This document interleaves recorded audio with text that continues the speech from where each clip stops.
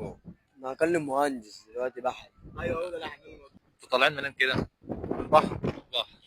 طب سؤال بقى بخصوص البحر. حاجة بتتولد من المية وتقول انا ابن المية او بنت المية، وما تموتش غير في المية، قعدت سنة، قعدت 2، قعدت 3، ما تموتش غير لما تتحط في المية تاني. تتولد في الميه. سهل جدا. برميها. ها؟ برميها. يعني هو بيتولد في الميه اه. ما بيعيش بره الميه. اه. لو يموت لو نزل الميه تاني.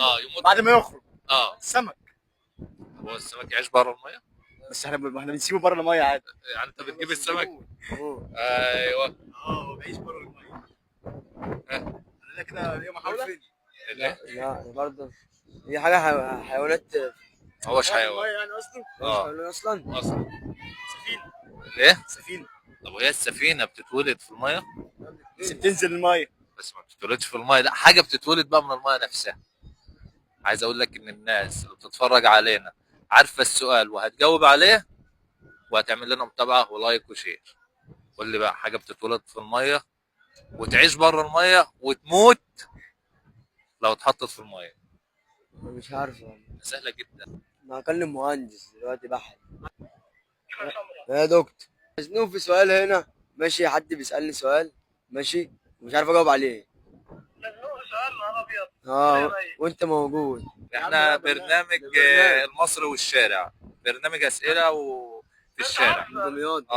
حاجة بتتولد من المية وتقول انا بنت المية او ابن المية وتعيش بره المية، ولو اتحطت في المية تاني تموت. بخار الميه. طب ليك محاولة تانية. يعني انا بقول التلج. التلج. خلاص كده احنا محاولاتنا خلصت يا باشمهندس. لا يا راجل انا ليا ثلاثه الثالثه ثالثه. اتفضل. الملح بيخرج من الميه ويعيش بره الميه، بس لو دخل تاني الميه بيدوب. الاجابه صح ولا تمام، لا؟ الإجابة صح.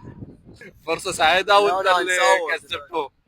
حبيبي يا ريس. وانت تحب تقول بقى للناس اللي انت معانا دي 50 جنيه الأول؟ تمام. مبروك على الدكتور اللي جاوب على السؤال. اكيد يعني. تحب تقول بقى للناس اللي بتتفرج علينا؟